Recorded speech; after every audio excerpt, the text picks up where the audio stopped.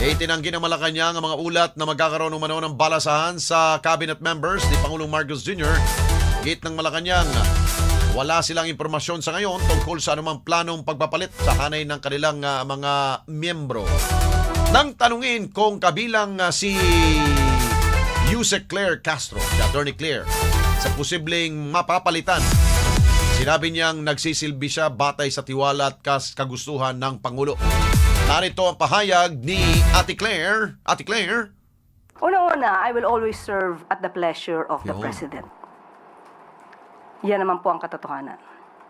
Pero po sa mga fake news peddlers, abangan ang susunod na kabanata. Yun. Abangan. Weng, abangan mo daw.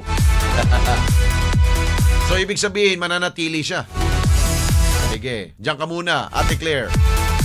Stay until hanggat gusto mo. Pero marami kasing gusto siyang mawala, no? Bakit kaya siya gustong tanggalin na dyan? Masyado kasing yung engagement niya sa kasi parang gusto makipaglaban eh. Parang gusto niyang umbagin yung mga gustong mga kausap niya. Relax lang, Ate Claire. You are talking to the Filipino people. 100 milyong Pilipinong kausap mo. Kaya kailangan o ano ang demeanor ng ating Pangulo, yun rin ang demeanor mo. Hindi yun, wala kami nakita na ang Pangulo natin galit.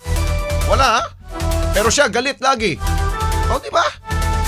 Dapat kung anong demeanor ng Pangulo mo, yun ang sundin mo. Para hindi masira ang imahe ng Pangulo na ikaw pa naman nagsasalita para sa kanya. Di ba? Tama ba ako?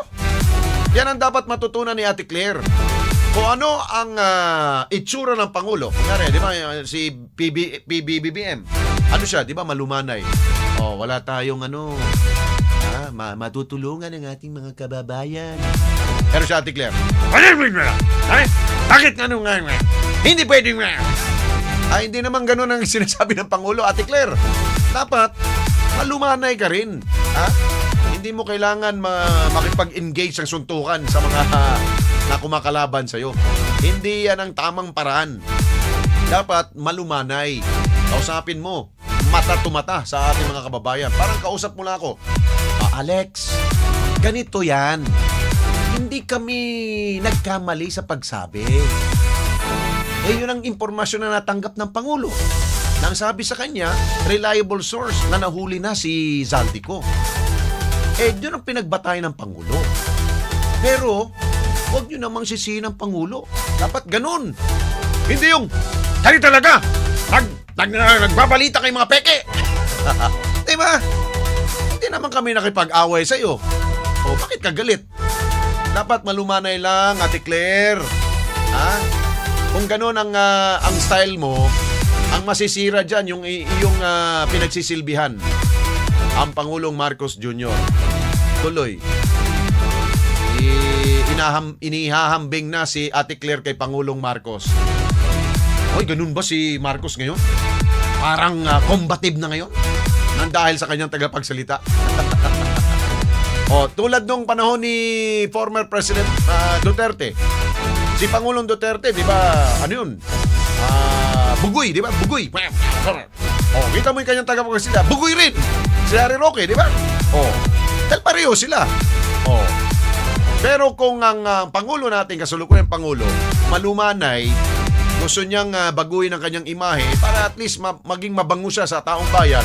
Pero ang tagapagsalita, ganun, combative, laging galit, laging may kaaway. Mabuti na lang, wala na si Eden Santos dyan sa harapan mo eh.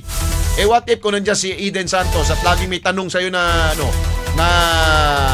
ang hirap sagutin? Di lagi mong kaaway si Eden Santos. Diba? Mabuti na lang si Madeline Villar Moratillo ngayon na nilipat dyan. Mabait si Madeline. Pero, magaling rin magtanong si Madeline.